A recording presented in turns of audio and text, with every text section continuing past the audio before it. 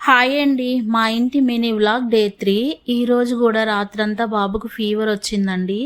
మళ్ళీ నేను డాక్టర్ సలహా తీసుకున్నా. డాక్టర్ గారు అయితే 3-4 డేస్ వరకు కంటిన్యూస్గా తగ్గుతూ వస్తూ ఉంటుంది, భయపడొద్దని చెప్పారు. అయితే బాబు రాత్రి ఏమి తినకపోవడం వల్ల ఆకలేసినట్టుంది.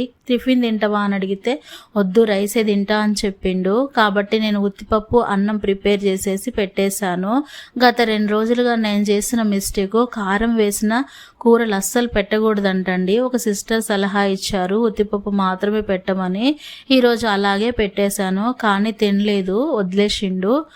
ఫ్రూట్స్తోనే గడిపేసిండు. టాబ్లెట్లు వేసేసాను. ఇంకా మధ్యాహ్నంకి కూడా కొంచెం అంత సొరకాయ కూర వేసి పెట్టి తినిపించాను, కానీ అస్సలు తినలేదండి. ఫీవర్ ఉండడం వల్ల ఏమో అసలు తినబుద్ధి అవ్వట్లేదు అనుకుంటా. అస్సలు తినలేకపోయిండు. మళ్ళీ ఫ్రెష్గా యాపాకు తీసుకొచ్చి పాతదంతా తీసి క్లీన్ చేసి ఒక బ్యాగ్లోకి సర్దేసి మళ్ళీ కొత్తగా ఫ్రెష్ యాపాకు వేసేసి బెడ్ సెట్ చేసి బాబును పడుకోబెట్టేశాను. నేను కూడా ఇంకా జొన్న రొట్టె కాకరకాయ కూర వేసేసుకొని లంచ్ చేసేసాను.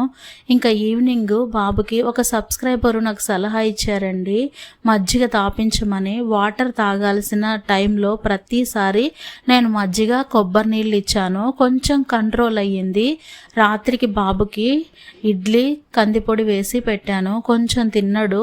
టాబ్లెట్స్ వేసి పడుకోబెట్టేసా. ఈరోజైతే ఇలా కంప్లీట్ అయ్యింది. నిజంగా అండి చాలా అంటే చాలా ప్రాబ్లం ఫేస్ చేస్తున్నా.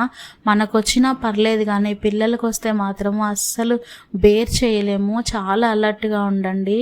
నిజంగా చెప్తున్నా, నేనైతే చాలా చాలా ప్రాబ్లం ఫేస్ చేస్తున్నా. వీడియో నచ్చితే లైక్ చేసి సబ్స్క్రైబ్ చేసుకోండి. Thank you.